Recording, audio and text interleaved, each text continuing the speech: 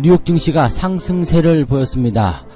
미국 기업들의 3분기 실적 발표가 본격적으로 시작된 가운데 대체적으로 양호하다라는 전망들이 나오고 있습니다. 기업들의 실적이 좋다라면 우려가 됐었던 경제적인 이슈들, 이런 것들이 해소될 수 있기 때문에 긍정적인 호재로 받아들일 수가 있겠죠.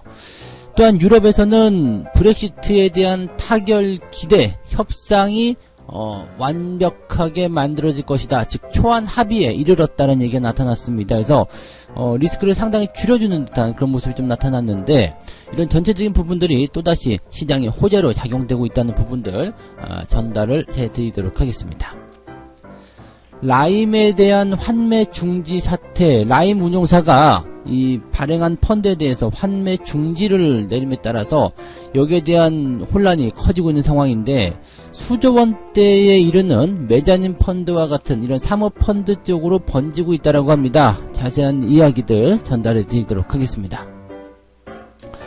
채권 전문가의 65%는 오늘 한국은행이 금리를 내릴 것이다 라고 전망을 하고 있습니다. 10월 16일이죠. 10월 16일 금통위에서 한국은행의 이런 금리 인하 결정이 내려질 것이다 라고 전망하고 있는 건데, 자, 금리가 내려가게 되면 어떤 효과들이 있는 것인지, 이 금리 인하에 대한, 또 금리 결정에 대한 부분들에 대해서 알아보도록 하겠습니다. 네, 반갑습니다. 오늘은 10월 16일입니다. 한 주의 중간이고요. 네, 일단 또 한번 꺾어지는 그런 모습이죠. 날짜가 가는 줄 몰라가지고 오늘이 16일인지 15일인지 17일인지 약간 헷갈렸었습니다. 근데 생각해보니까 16일이 맞는 것 같아요. 그래서 금통위의 어떤 그런 이야기들, 이슈들, 그 다음에 여러가지 이슈들이 지금 막 해외 쪽에서도 나오고요, 국내 쪽에서도 나오고요, 또 테마들도 막 뛰어나오고, 요즘처럼 이제 어떤 재료들이 많은 그런 시기도 없지 않나라는 생각이 좀 드는데, 뭐 어쨌건 이런 시기를 잘 이용하셔가지고요, 여러분들이 좀 좋은 결과를 만들어내는데 집중하시기 바랍니다. 무엇보다도 중요한 것은요, 이 투자에 있어서 이리저리 왔다 갔다 그냥 메뚜기 떼처럼 뛰어다녀서는 절대로 좋은 결과를 얻을 수 없다는 거죠. 어느 한 곳에 진득하니 딱 진을 치고 있으면 나의 타이밍이 왔을 때, 나의 그 시점이 왔을 때 무언가 결과물을 얻어낼 수가 있습니다. 농부가 씨를 뿌리고 나서 싹이 나오지 않는다 해가지고 그거 다시 파내고 또 씨 뿌리고 또 파내고 씨 뿌리고 하면 아무것도 안 되는 거예요. 씨를 뿌려놨으면 물을 주고서 기다려주는 거죠. 뭐가요? 싹이 나와서 쭉쭉 커갈 때까지. 그리고 커가는 동안에는 제대로 된 열매를 맺을 때까지 관리를 해주는 것, 그것만이 여러분들이 해야 될 일이라고 보시면 되는 겁니다. 네. 자, 첫 번째 이야기 가도록 합니다.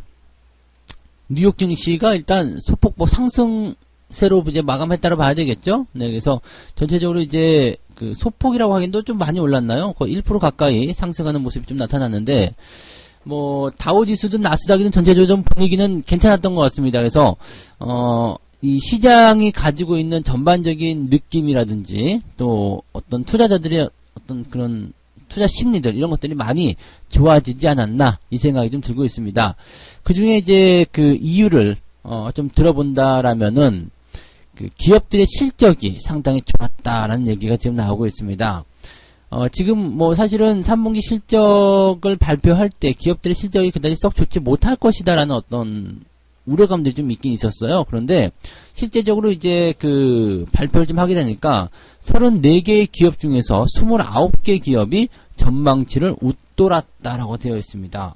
그동안 이제 뭔가 좀 그 기업들에 대한 실적이 부진할 것이다, 이것이 무역 분쟁 때문이다, 뭐 등등에 대한 이야기들이 많았기 때문에 알게 모르게 시장에 불안감들이 좀 있었단 말이에요. 근데 기업들의 실적을 일단 뚜껑을 딱 까놓고 보니까 생각보다 좋아. 그것도 전부 다 전망치를 뛰어넘는 그런 어닝 서프라이즈 수준의 그런 이야기들이 나오게 되니까 이 정도라면은 좋지 않느냐, 이런 얘기가 되는 거죠. 특히나 블랙락이라든지 또는 시티은행, JP모건, 뭐 이런 은행주 기업들도 굉장히 좋았었고요. 그 다음에 유나이티드 헬스라든지, 네, 뭐 이런 존슨앤존슨, 이런 기업들도 시장이 이제 기업의 전망치를 훌쩍 뛰어넘는 그런 실적을 만들어 줬습니다. 전체적으로 보게 되면 은행주라든지 이런 대기업들의 어떤 실적이 긍정적으로 진행이 되는 그런 상황에 놓여 있다라고 볼 수 있기 때문에 뭐 투자 심리를 개선시키는 데는 상당한 효과를 봤을 것이다라고 말씀을 드릴 수가 있겠죠. 자, 여기에다가 이제 그 소소한 지표에 대한 내용을 좀 보게 되면은요, 지금 10월 달에 엠파이어 스테이트 지수, 그러니까 제조업 지수로 봐야 되겠죠? 이쪽이 이제 약 4.0이 나타나게 되면서, 지난달보다도 좋았었고요. 또, 월 스트리트 저널에서는 이제 전망치 조금 낮게 잡았었습니다. 0.8 정도로 잡았었는데, 이번에 많이 튀어오르는 모습이 좀 나타나서, 전체적으로는, 부담스럽지 않았다라고 이야기가 되어 있네요. 그러니까, 시장에 대한 이런 지표라든지, 그 다음에 기업들의 실적이라든지, 시장을 바라보는 전체적인 눈들은 아직까지는 부담스러운 건 없다. 이렇게 얘기가 되어 있습니다. 그리고 미중 무역 협상에 대한 것들이 지금 좀 이제 다시 악재로 또 튀어나오고 있죠. 잘 해결이 된 줄 알았는데 생각했던 것보다도 이제 잘 안 되고 있다. 뭔가 또 협상을 위한 협상이 있어야 되고 또 다시 이제 잡음이 있을 수도 있다. 생각보다 또 단기에 끝나는 것이 아니라 장기로 가야 될 수도 있다. 등등의 이야기들이 계속 나오고 있단 말이에요. 그러니까 이런 것들이 이제 시장에 계속 불안감을 주고 있었기 때문에 이제 투자자들에게는 뭔가 이제 힘을 줄 수 있는 그런 것들이 좀 필요했었단 말이에요. 그런데 지금처럼 이렇게 기업들의 실적이 좋게, 이거 눈에 보이는 가시적인 지표잖아요. 그 다음에 경제 지표가 또 좋게 나온다든지, 이렇게 된다면, 안심을 할 수 있는 상황이 좀 되는 거죠. 저런 불확실성이 좀 있지만, 그래도 경제가 좋아지고 있구나, 기업들의 실적이 좋아지고 있구나, 이러한 어떤 안도감을 가져갈 수 있는 그런 지표상의 모양새가 만들어질 수 있다라고 보시면 되는 겁니다. 여기다가 이제 심리적인 기대감을 조금 더 더해주게 된 것은 뭐냐면, 이런 내용이 있습니다. 유럽 쪽에서 이제, 브렉시트 초안 합의에 아주 가까워져 있다라는 얘기가 나왔습니다. 지금 보리스 존슨 영국 총리죠. 지금 유럽 연합 정상회담이 17일에서 18일까지 열리게 되는데요. 요 기간 동안에 브렉시트에 대한 합의를 원하고 있다라고 소식이 전해지고 있습니다. 지금 EU 당국자들은 다소 긍정적인 반응을 보이고 있기 때문에 지금 이 영국과 유럽 연합 간의 이런 브렉시트 초안에 대한 합의가 이루어질 것이다 라는 얘기가 일단 나오고 있어요. 근데 지금 영국의 입장에서는 이번에 이번에 제출하는 이 합의안이 유럽 연합에서 통과가 되지 않는다라면 우리는 노딜 브렉시트, 그냥 무조건 나갈 거다. 10월 31일 날 그냥 끝내고 나갈 거다. 너희들이 일단은 우리랑 이제 무언가를 하고 싶다라면 이번 합의안에 뭔가 인정을 해줘라. 성사를 시켜줘라. 이렇게 얘기가 되어 있는 부분이겠죠. 이번 합의안 같은 경우는요, 연기안이 포함이 되어 있습니다. 그래서 만약에 이제 영국 의회가 19일까지 정부가 EU와 합의안을 마련해서 의회 승인을 받지 못하게 되면 브렉시트 일자를 내년 1월 31일로 미루도록 하고 있는데, 존슨 총리는 일단 합의가 되든 안 되든 예정대로 10월 31일 날 브렉시트를 강행하겠다. 이런 잡음이 있는 상태죠. 지금 영국의 생각들인 거예요. 지금 그리고 EU 입장은 기존의 어떤 내용들을 뒤집는 그런 형태의 합의는 별로 원하지 않는다, 모른다, 이런 식으로 얘기가 되고 있는 상태라서 무엇이 더 힘이 셀 것인지는 좀 보긴 해야 되겠죠. 영국이 약간 좀 지지부진하게 좀 끌고 있는 듯한 느낌이 좀 있긴 있는데, 일단은 영국도 하나로 이제 뭉치지 못하고 있는 그런 상태가 좀 되고 있는 거죠. 그래서 어찌 됐든지 간에 노딜을 피하게 되는 것이 시장에는 이제 좋은 그런 결과를 가져올 수 있기 때문에 이번에 영국과 EU의 그런 초안 합의가 임박해 있다라는 이런 소식들은 긍정적으로 이야기가 될 수 있겠습니다. 다만 아직까지 협상이 완료되지도 않았고 또 16일 오늘이라고 봐야 되나요? 네, 이제 내일 새벽쯤이라고 봐야 되겠네요. 그래서 일단 요 정도까지는 뭔가가 만들어져서 협의가 만들어져야지만이, 이런 정상회의에서 뭔가 승인건이 나올 수 있다라고 되어 있습니다. 그래서 오늘, 내일 정도에 뭔가 이제 여기에 대한 구체적인 그런 청사진이 좀 그려질 것이다라고 보시면 되겠네요. 그래서 어쨌건 지금 시장은 합의안에 대한 그런 초안에 대한 합의가 거의 이루어진 것으로 보여지고 있기 때문에 만약에 이 부분이 해소가 된다라면 초안에 대한 합의가 이루어지게 된다라면 이번에는 소프트 브렉시트에 대한 기대감을 통해서 시장이 조금 안정화될 수 있을 것이다 라고 보여지면 되겠습니다. 그러니까 뭐 노딜만 아니면 사실은 현재로서는 큰 불안감이나 혼란이 없을 수 있는 상태고요. 어차피 영국과는 FTA를 체결해 놓은 상태이기 때문에 우리도 당장 영향을 받을 만한 부분은 없다라고 보시면 되는 거죠. 크게 어려운 내용은 아니다라고 보시면 되겠습니다.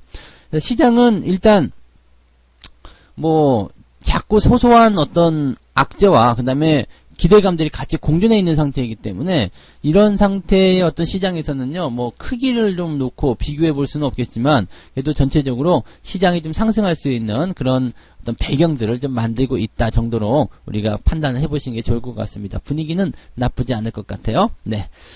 자, 그 다음에 두 번째 이야기 가도록 하겠습니다. 라임 사태라고 봐야 되는 거죠, 라임. 네. 라임이 지금 그 환매 중단을 내렸단 말이에요. 네, 환매 중단. 이 펀드와 관련해서, 환매 중단 조치를 내리게 되면서 이게 뭐 금액 규모가 굉장히 크다, 뭐 어쩌다 이런 얘기가 굉장히 많은데, 이게 이제 문제가 되냐면 이제 DLS, DLF 문제가 좀 있었던 부분에 이어가지고 이런 자산운용사들이, 진행했었던 이런 펀드에 대한 부분이 또 문제가 되거든. 환매 중단이라는 부분이 일어나게 되니까 실질적으로는 이제 내가 돈을 돌려받지 못하는 그런 모습이란 얘기예요. 그러니까 이 환매 중단이 일어났다는 것은 아무래도 이제 뭔가 투자자들로 하여금 불안감을 좀 유발시킬 수 있는 그러한 내용이라서 사람들이 이제 관심을 좀 많이 갖고 있는 것 같습니다. 지금 현재 시점에서 보게 되면은요. 이제 메자닌이라는 이야기가 나옵니다. 메자닌 펀드. 메자닌 펀드라는 것은 뭐냐면 이제 이탈리아어인가요? 이탈리아? 네. 그 건물의 1층하고 2층 사이에 있는 공간이라고 되어 있는데 이게 뭐 약간의 뭐랄까 서비스 공간? 뭐 그런 식으로 봐야 되나요? 그래서 이게 지금 주식으로 들어오게 되면요. 이렇게 주식하고 채권하고 이제 두 가지의 성격을 섞어 놓은 그러한 어떤 상품이라고 좀 보시면 됩니다. 그래서 채권의 안정성과 주식의 고수익을 챙길 수 있는 그러한 합성 상품이다 이렇게 보실 수가 있겠는데 아무튼 이 메자닌 사모펀드라는 것이 이제 그런 식으로 형성이 되는데 여기에는 이제 뭐 전환사채라든지 이런 신주 인수권 부사채 뭐 이런 것들이 포함이 되는 거죠. 그러니까 채권의 성격을 가지고 있으면서도 나중에 주식으로 전환해가지고 돈을 많이 벌 수 있다든지 수익을 낼 수 있다든지 이런 형태의 모습을 이제 메자닌 사모펀드라고 합니다. 보통 이제 이런 것들 판매할 때는요. 이게 만약에 전환사채든 신주인수권부사채든 이런 것들은 기간이 있단 말이에요. 그러니까 약간의 채권이기 때문에 채권이긴 한데 옵션이 붙은 채권이죠. 그래서 이런 것들을 판매할 때는 기간적인 게 있어요. 그러니까 1년 후에 뭐 주식으로 전환할 수 있는 그런 권리를 주겠다라든지 그리고 그동안은 이제 이자를 받아 먹어라. 뭐 이런 식의 어떤 옵션이 붙어 있는 거란 말이에요. 그래서 이런 거에 이제 투자를 하는 건데 보통은 이제 기간이 정해져 있기 때문에 폐쇄형 펀드로 이제 많이 판매를 한단 말이에요. 그러니까 보통은 이제 3년 정도 해가지고 폐쇄형 펀드. 이 펀드에는 폐쇄형과 개방형이란 게 있습니다. 폐쇄형은 뭐냐면 이제 딱 닫아놓는 거예요. 자, 만기는 3년. 그러면 그동안에 너희들은 환매가 금지되어 있다. 너희들은 돈을 빼갈 수 없다라는 게 되는 거고요. 개방형은 내가 펀드에 가입은 되어 있지만 뭐 돈이 필요하면은 언제든지 중간에 해지하고 돈을 받아낼 수 있는 것이 이제 개방형 펀드다라고 생각하시면 됩니다. 쉽게 이렇게 보시면 되겠는데 근데 이 메자닌 펀드 같은 경우는 이게 기간이 정해져 있기 때문에 보통은 폐쇄형으로 판매가 된단 말이에요. 그런데 이 라임 쪽에서는 개방형으로 판매를 해버렸단 말이에요. 그러니까 보통 이제 100개 정도를 팔았다 그러면은 뭐 거의 대부분이 이제 그 폐쇄형으로 판매가 되는데 라임 같은 경우는 절반 이상이 개방형으로 판매가 됐고 여기에 대해서 이제 이 개방형으로 판매가 되는데 보통 이제 그 CB라든지 BW 이런 것들을 반영하는 회사들은 당장 돈이 필요한 회사들이잖아요. 그래서 자금 사정이 좋지 않다거나 뭔가 조금 불안정한 모양이 나타나는 그런 기업들이 있을 수 있단 말이에요. 근데 이런 기업들에서 주가가 쾅 하고 떨어져 버리는 상황이 벌어지게 되니까 이게 지금 유동성 위기에 휘말리게 되는 상황이 벌어지게 되는 거죠. 이 개방형 펀드는 내가 환매할래요 라고 얘기를 하게 되면 그것을 팔아가지고 환매를 해줘야 되는데 주가가 떨어져 있어요. 그러면 이걸 팔아가지고 환매를 한다는 게 쉽지가 않은 상태가 되는 거죠. 그러니까 지금 팔아가지고 손해가 나야 되는 상태. 이렇게 되니까 지금은 환매하지 말고 어차피 기간이 지나가고 나면 다시 원금이라든지 이런 것들을 돌려받을 수 있기 때문에 주가가 회복할 때까지 기다려보자. 예. 주가가 회복할 때까지 기다렸다가 환매를 해보도록 하자. 이런 식으로 지금 이야기하고 있는 상황인 거죠.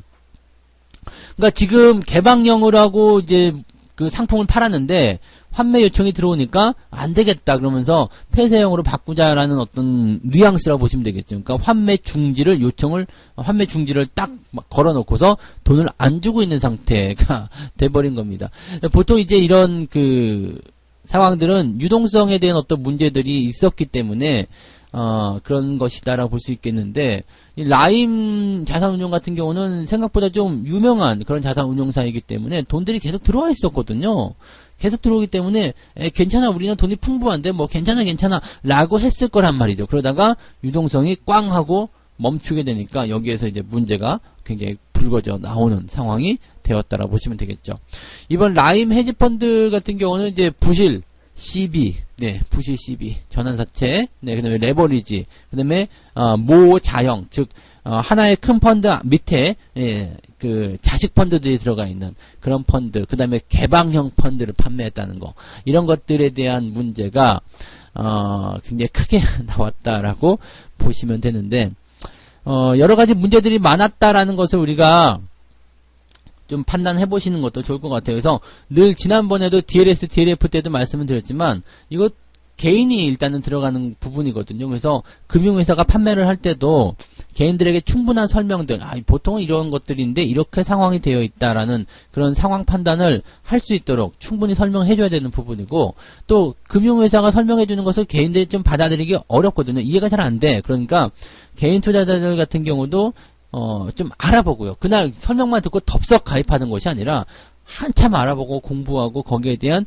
내용들을 판단해보고 나에 대한 리스크는 어느 정도인지까지 생각을 해보고 나서 투자를 하는 것이 필요하다라고 보시면 되는 거죠. 그 다음에 이제 실질적으로 이제 이번에 그 부실 그 기업들에 좀 투자한 그런 부분이 좀 많이 있었단 말이에요. 그러니까 이런 것들. 어느 기업의 기초자산은 어느 쪽으로 하고 있는지 그런 것들에 대한 것들도 꼼꼼하게 따져보고 대응을 해볼 필요가 있겠죠. 저 역시도 예전에 그 저희 아이 명의로 이제 펀드를 하나 들으려고 그 증권사를 방문한 적이 있었습니다. 그래서 기초자산을 좀 물어봤더니 그냥 지금 상투권에 있는 종목들만 줄줄이 되더라고요. 그러면서 지금 성장성이 좋다는 어쩌더니 그래서 안 해줬던 차라리 내가 하고 말겠다라는 이야기를 했었던 생각이 나는데 아무튼 여러분들이 좀 알고서 여기에 대응하게 되면 리스크가 많이 줄어든다는 것을 꼭 잊으시면 안 될 것 같습니다. 그래서 이번에 그 라임의 환매 중지 사태로 인한 부분들이 지금 매장인 이 사모펀드 쪽으로 또 옮겨가고 있다라는 얘기가 되는데 이 규모가 상당히 크기 때문에 이게 지금 약 3조 원 정도 규모라고 합니다. 그래서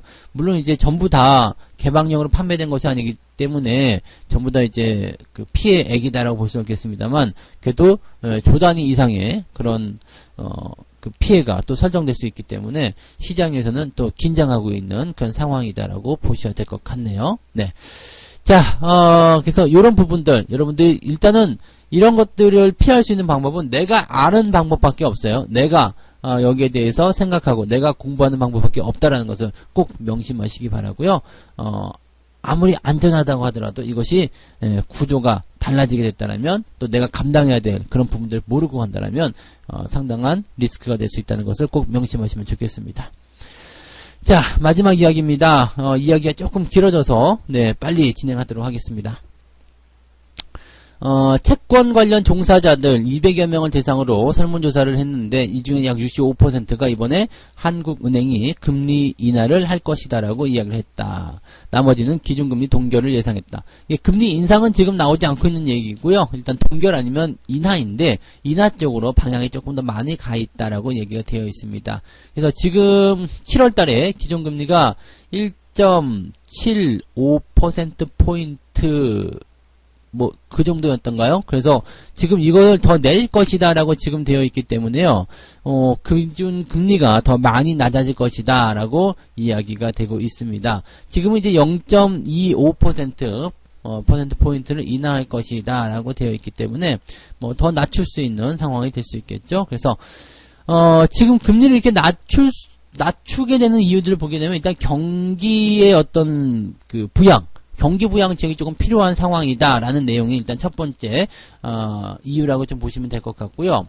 두 번째 이유 같은 경우는 뭐냐면 물가가 오르지 않고 있다라는 얘기가 있습니다. 지금 보면 희한 정말로 이제 우리는 느끼지 못하는 내용이지만 물가가 높지 않다라고 합니다. 물가가 높지 않고 지금 디플레이션 마이너스 물가 성장률에 대한 부분들이 마이너스를 찍었다라는 어떤 얘기들도 나오고 있기 때문에 이런 디플레이션에 대한 우려감들도 크게 적용이 될 수 있는 상황이 좀 된 겁니다. 그래서 여러 가지 부분들을 놓고 봤을 때 지금 한국은행이 금리를 인하시키기에는 충분히 좀 좋은 조건들이 만들어져 있다라고 보시면 되겠습니다. 근데 만약에 이제 이렇게 금리 인하를 또 진행하게 된다면 문제점은 있죠.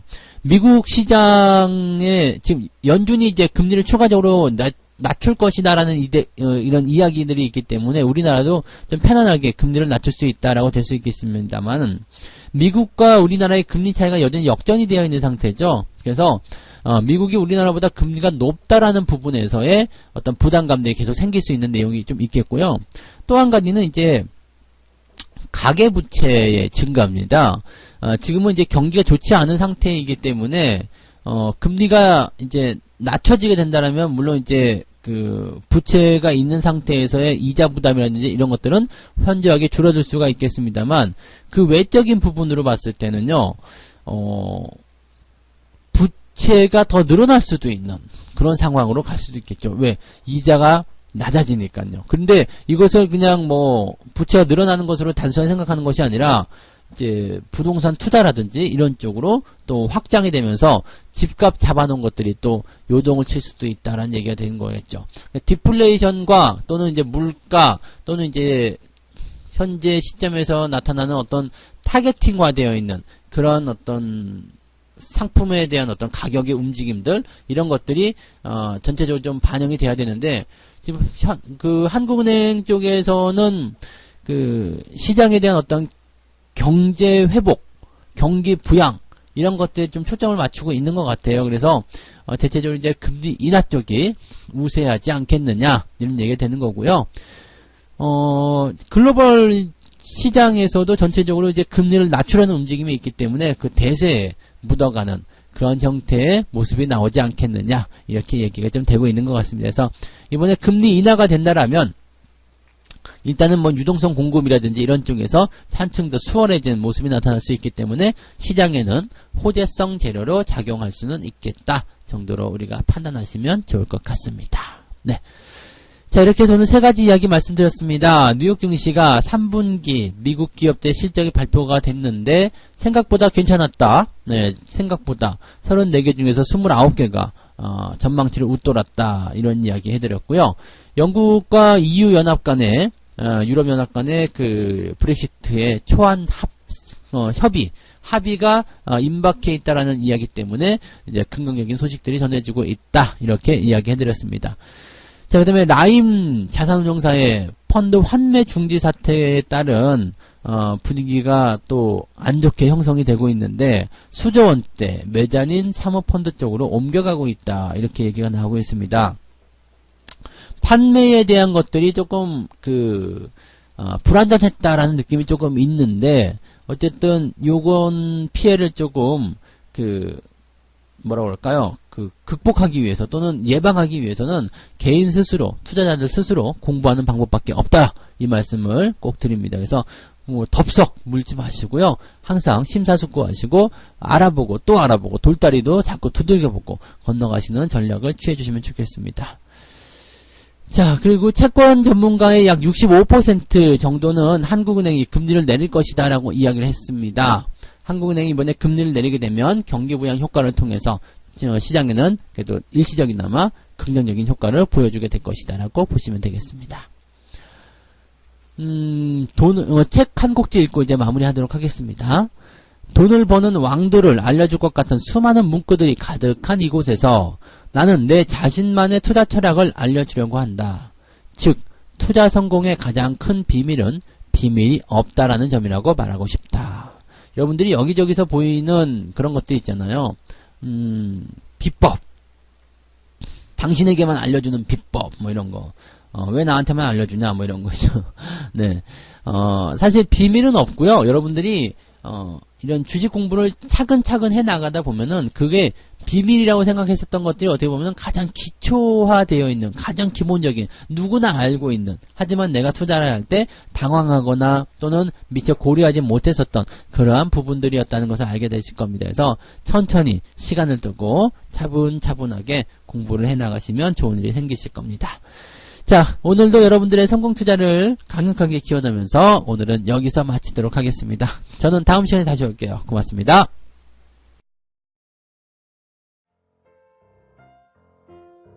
본 방송에서 제공되는 모든 정보는 투자 판단의 참고 자료이며 투자의 최종 책임은 본 방송을 이용하는 본인에게 있습니다.